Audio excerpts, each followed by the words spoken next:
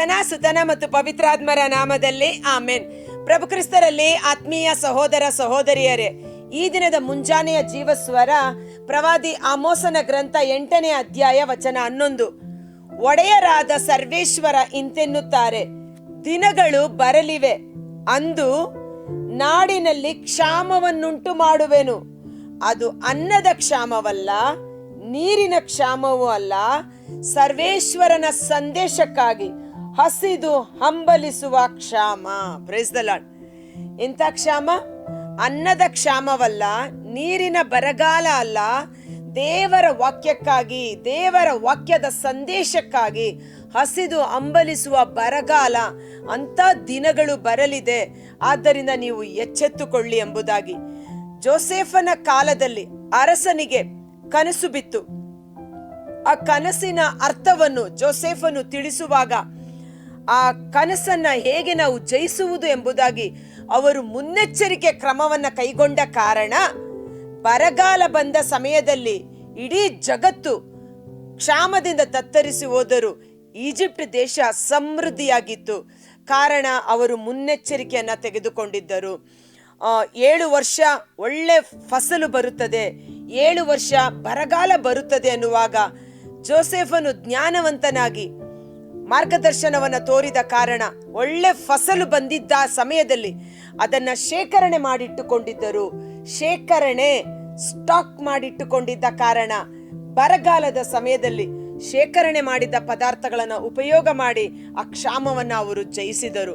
ಇಲ್ಲಿ ನಾವು ಈ ದಿನ ಧ್ಯಾನ ಮಾಡುವಂಥದ್ದು ಅನ್ನದ ಕ್ಷಾಮವಲ್ಲ, ನೀರಿನ ಕ್ಷಾಮವಲ್ಲ, ದೇವರ ವಾಕ್ಯದ ಸಂದೇಶದ ಒಂದು ಕ್ಷಾಮ ಅನ್ನುವ ರೀತಿಯಲ್ಲಿ. ಆದ ಕಾರಣ ಪ್ರಿಯ ಸಹೋದರ ಸಹೋದರಿಯರೇ, ದೇವರ ವಾಕ್ಯ ನೆರವೇರಿಯೇ ತೀರುತ್ತದೆ. ಮುಂಬರುವ ದಿನಗಳು ಕೆಟ್ಟ ದಿನಗಳಾಗಿರುವುದರಿಂದ ಇಂದು ನಾವು ಎಚ್ಚೆತ್ತುಕೊಳ್ಳಬೇಕಾಗಿದೆ. ಈಗ ದೇವರ ವಾಕ್ಯದ ಬರಗಾಲ ಬರುತ್ತೆ ಅನ್ನುವಾಗ ಫಸಲು ಚೆನ್ನಾಗಿದ್ದಾಗ ಸ್ಟೋರ್ ಮಾಡಿಟ್ಟುಕೊಂಡರು, ಹೌದಲ್ವಾ? ಅವರು ಶೇಖರಣೆ ಮಾಡಿಟ್ಟುಕೊಂಡ ಕಾರಣ ಬರಗಾಲದಲ್ಲಿ ಅದನ್ನು ಉಪಯೋಗ ಮಾಡಿದರು. ಇವತ್ತು ನಾವು ದೇವರ ವಾಕ್ಯವನ್ನು ನಮ್ಮ ಹೃದಯವೆಂಬ ಬೊಕ್ಕಸದಲ್ಲಿ ಸ್ಟೋರ್ ಮಾಡಿಡಬೇಕು, ಶೇಖರಣೆ ಮಾಡಿಡಬೇಕು. ದಿನಕ್ಕೆ ಒಂದು ವಾಕ್ಯವನ್ನ ಬಾಯಿಪಾಠ ಮಾಡಲು ಪ್ರಾರಂಭ ಮಾಡಿ. ನೀವು ದೇವರ ವಾಕ್ಯ ಪೂರ್ತಿ ಓದೋದಕ್ಕೆ ಸಮಯ ಇಲ್ಲದೆ ಇರಬಹುದು, ಪ್ರಾರ್ಥನೆಗೆ ಕುಳಿತುಕೊಳ್ಳೋದಕ್ಕೆ ಸಮಯ ಇಲ್ಲದೆ ಇರಬಹುದು. ನೋಡಿ, ದಿನಕ್ಕೆ ಒಂದು ವಾಕ್ಯ ಬರೀ ಓದೋದಲ್ಲ, ಬಾಯಿಪಾಠ ಮಾಡೋದು.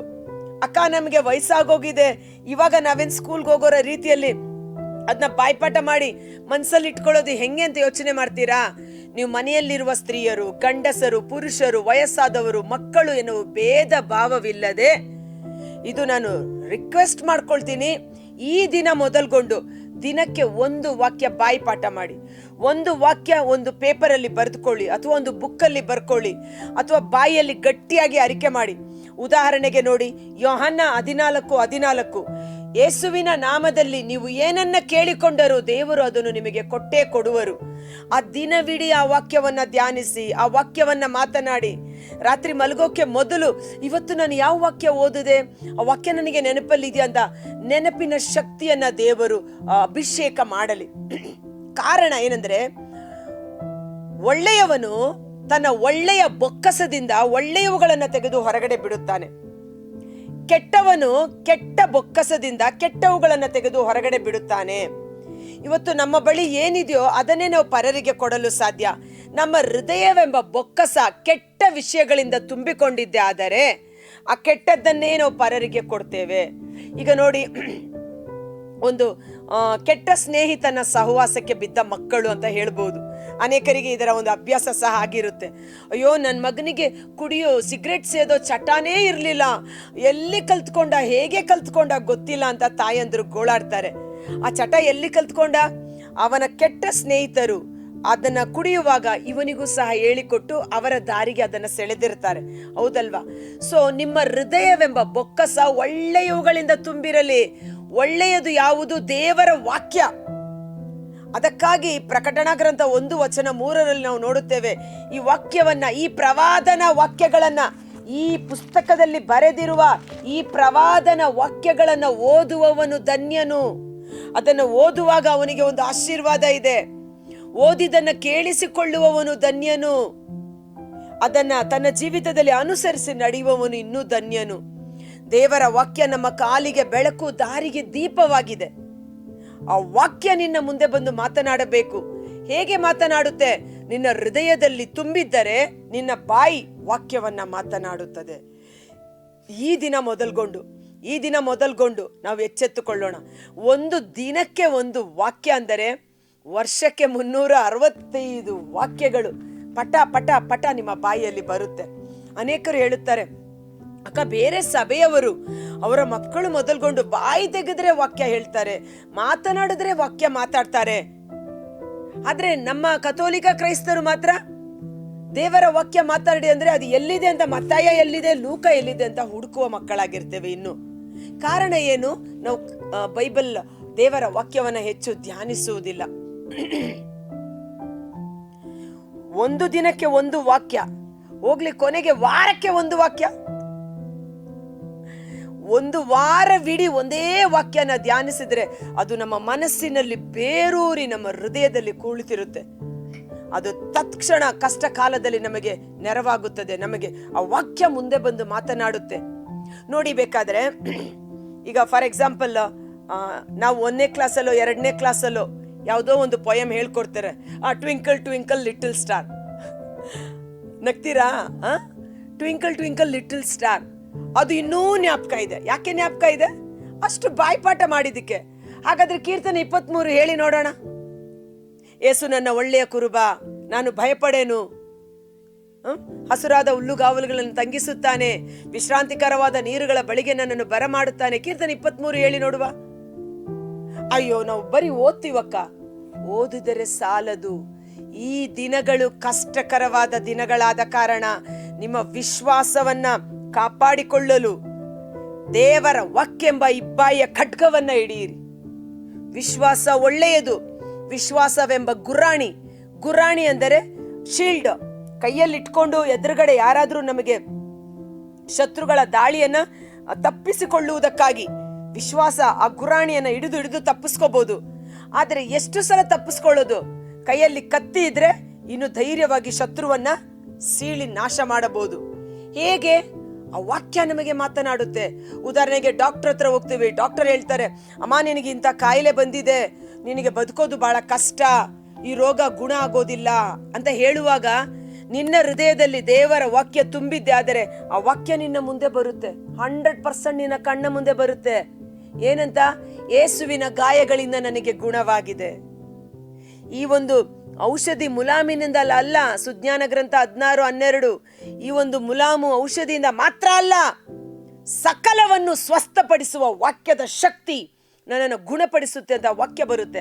ನನಗೆ ಹಾಗೆ ದೇವರು ಮಾತನಾಡಿದ್ದು. ಪ್ರಿಯ ಸಹೋದರ ಸಹೋದರಿಯರೇ, ನನಗೆ ಸ್ಪೈನಲ್ ಕಾರ್ಡು ಒಂದು ಕಡೆ ಬಗ್ಗಿದೆ ಅಂತ ಡಾಕ್ಟರ್ ಹೇಳಿದ್ರು. ಸುಮಾರು 20 ವರ್ಷಗಳ ಹಿಂದೆ ಒಂದು ಮಗು ಮಾತ್ರ ಡೆಲಿವರಿ ಆಗಿತ್ತು, ಸ್ಪೈನಲ್ ಕಾರ್ಡ್ ಬಗ್ಗಿದೆ ಅಂತ ಹೇಳಿದ್ರು. ಆಗ ಆ ಒಂದು ಮಗುನ ಕರ್ಕೊಂಡು ನಾನು ಸ್ವಲ್ಪ ಪ್ರಾರ್ಥನಾ ಕೂಟಗಳಿಗೆ ಜಾಸ್ತಿ ಹೋಗ್ತಾ ಇದ್ದೆ. ಅಯ್ಯೋ, ಡಾಕ್ಟರ್ ಹೇಳಿದ್ರು ಫಿಸಿಯೋಥೆರಪಿ ಮಾಡಬೇಕು, ಮತ್ತೆ ನೀವು ಬಂದು ಅಡ್ಮಿಟ್ ಆಗಬೇಕು, ಟ್ರೀಟ್ಮೆಂಟ್ ತಗೋಬೇಕು.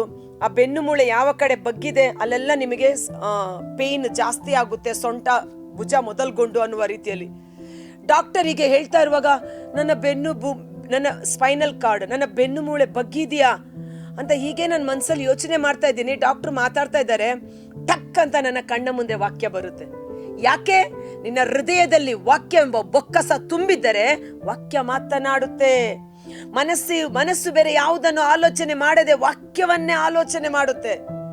ಧ್ಯಾನಾಸಕ್ತರಾಗಿರಿ. ಯಾವುದರಲ್ಲಿ ಧ್ಯಾನಾಸಕ್ತರಾಗಿರಿ? ದೇವರ ವಾಕ್ಯದಲ್ಲಿ ಧ್ಯಾನಾಸಕ್ತರಾಗಿರಿ. ನಿಮ್ಮ ಮನಸ್ಸು ಇಲ್ಲ ಸಲ್ಲದ ಚಿಂತೆ, ಪೇಚಾಟಗಳು, ಆಲೋಚನೆಗಳಿಗೆ ಬಿಟ್ಟು ಕೊಡಬೇಡಿ. ಮನಸ್ಸಿನ ನೆಗೆಟಿವ್ ಥಾಟ್ಗಳನ್ನ ಓವರ್ಕಮ್ ಮಾಡೋದು ಹೇಗೆ? ನೆಗೆಟಿವ್ ಚಿಂತೆಗಳನ್ನ ನೀವು ಜಯಿಸೋದು ಹೇಗೆ? ಒಳ್ಳೆಯವುಗಳಿಂದ ನಿಮ್ಮ ಮನಸ್ಸು ಧ್ಯಾನಾಸಕ್ತರಾಗಿರಬೇಕು, ಒಳ್ಳೆಯವುಗಳಿಂದ ತುಂಬಿಸಲ್ಪಟ್ಟಿರಬೇಕು. ಡಾಕ್ಟರ್ ಆತರ ಹೇಳುವಾಗ ನನ್ನ ಕಣ್ಣ ಮುಂದೆ ಬರ್ತಾ ಇದೆ, 18 ವರ್ಷ ಕಾಲ ಗೂನು ಬೆನ್ನಿನಿಂದ ನರಳುತ್ತಿದ್ದ ಮಹಿಳೆಯನ್ನ ಮುಟ್ಟಿ ಗುಣಪಡಿಸಿದ ಯೇಸು. ಆ ಮಗಳ ಬೆನ್ನು ಮೂಳೆ ನೆಟ್ಟಗಾಗಿದ್ದು ನಿಜ. ನನಗೂ ಸಹ ದೇವರು ಗುಣಪಡಿಸಲು ಶಕ್ತರು. ಅಲ್ಲಿಂದ ಫಿಸಿಯೋಥೆರಪಿ ರೂಮ್ಗೆ ಹೋಗಿ ನೋಡ್ದೆ. ಅವರು ಮಲಗಿದ್ದ ವಿಚಿತ್ರವಾದ ರೀತಿಗಳನ್ನ ನೋಡಿ ಅಲ್ಲಿಂದ ನೇರ ನಾನು ಮನೆಗೆ ಬಂದೆ. ತದನಂತರ ಪ್ರಾರ್ಥನಾ ಕೂಟಗಳಿಗೆ ಹೋಗಿ ಪ್ರಾರಂಭಿಸಿದೆ. ದೇವ, ಗೂನು ಬೆನ್ನಿನ ಮಹಿಳೆಯನ್ನ ಮುಟ್ಟಿ ಗುಣಪಡಿಸಿದ ಯೇಸು, ನನ್ನ ಸ್ಪೈನಲ್ ಕಾರ್ಡ್ ಸ್ವಲ್ಪ ಬಗ್ತಾ ಇದೆ ಅಂತಾರೆ, ಅದು ಮತ್ತೆ ನೆಟ್ಟಗಾಗುವಂತೆ ಮಾಡಲು ನೀವು ಶಕ್ತರು ಎಂದು. ಕೆಲವೇ ತಿಂಗಳುಗಳಲ್ಲಿ ನನಗೆ ಅರಿವಿಲ್ಲದೆ ನನ್ನ ರೋಗ ಸಂಪೂರ್ಣವಾಗಿ ಗುಣವಾಗಿತ್ತು. ನನಗಿಂತ ಸಮಸ್ಯೆ ಇತ್ತು, ಯಾವಾಗ ಗುಣ ಆಯ್ತು ಗೊತ್ತಿಲ್ಲ. ಅದರಲ್ಲೇ 2ನೇ ಡೆಲಿವರಿ ಆಯ್ತು, 3ನೇ ಡೆಲಿವರಿ ಆಯ್ತು, ಗಾಡಿ ಓಡಿಸ್ತಾ ಇದ್ದೆ. ಇವತ್ತಿಗೂ ಸುಕ್ಷೇಮಕರವಾಗಿ ಆರೋಗ್ಯದಿಂದ ಇದ್ದೇನೆ. ವಾಕ್ಯ ನಿಮ್ಮ ಮನಸ್ಸಿನಲ್ಲಿ ನಾಟಿರಲಿ, ನಿಮ್ಮ ಹೃದಯದಲ್ಲಿ ನಾಟಲ್ಪಡಲಿ. ನಾಟುವುದು ಅಂದ್ರೇನು? ಬಿತ್ತನೆ ಮಾಡುವುದು. ನಾಟಿ ಮಾಡುವುದು, ಬಿತ್ತನೆ ಮಾಡುವುದು. ದೇವರ ವಾಕ್ಯ ಎಂಬ ಬೀಜವನ್ನ ನೀವು ಬಿತ್ತನೆ ಮಾಡಿದ್ರೆ ಅದು ಮೊಳಕೆಯೊಡೆದು ತಕ್ಕ ಸಮಯದಲ್ಲಿ ಫಲ ಕೊಡುತ್ತದೆ ನಿಮ್ಮಲ್ಲಿ. ದಯವಿಟ್ಟು ಇವತ್ತಿಂದ ದಿನಕ್ಕೆ ಒಂದು ವಾಕ್ಯ ಬಾಯ್ಪಾಠ ಮಾಡಿ. ಯಾವುದು ಇಲ್ವಾ, ಜೀವಸ್ವರದ ವಾಕ್ಯನೇ ತಗೊಳ್ಳಿ. ಇವತ್ತು ಜೀವಸ್ವರದಲ್ಲಿ ಅಕ್ಕ ಏನ್ ಹೇಳಿದ್ದಾರೆ? ಕ್ಷಾಮ, ಆಮೋಸನ ಗ್ರಂಥ 8ನೇ ಅಧ್ಯಾಯ ವಚನ 11. ಅನ್ನದ ಕ್ಷಾಮವಲ್ಲ, ನೀರಿನ ಕ್ಷಾಮವಲ್ಲ, ದೇವರ ಸಂದೇಶಕ್ಕಾಗಿ ಹಸಿದು ಹಂಬಲಿಸುವ ಕ್ಷಾಮ ಬರಲಿದೆ. ಹಿಂದೆ ನಮ್ಮ ಹೃದಯವೆಂಬ ಭೂಮಿಯನ್ನು, ನಮ್ಮ ಹೃದಯ ಎಂಬ ಬೊಕ್ಕಸವನ್ನು ದೇವರ ವಾಕ್ಯ ಎಂಬ ಗೋಧಿಯಿಂದ ಸಮೃದ್ಧಿಯಾಗಿ ತುಂಬಿಸೋಣ. ಕರ್ತರಾದ ಯೇಸುವೇ, ಮುಂಜಾನೆ ಜೀವಸ್ವರವನ್ನು ಆಲಿಸುತ್ತಿರುವ ಪ್ರತಿಯೊಬ್ಬ ಸಹೋದರ ಸಹೋದರಿಯರು, ಅವರ ಕುಟುಂಬಗಳು ನಿಮ್ಮ ಕರಗಳಿಗೆ ಸಮರ್ಪಿಸುತ್ತೇನೆ. ಇಗೋ, ನನ್ನ ವಾಕ್ಯವನ್ನು ಅವರ ಹೃದಯವೆಂಬ ಹಲಗೆಯ ಮೇಲೆ ಕೆತ್ತಿದ್ದೇನೆ.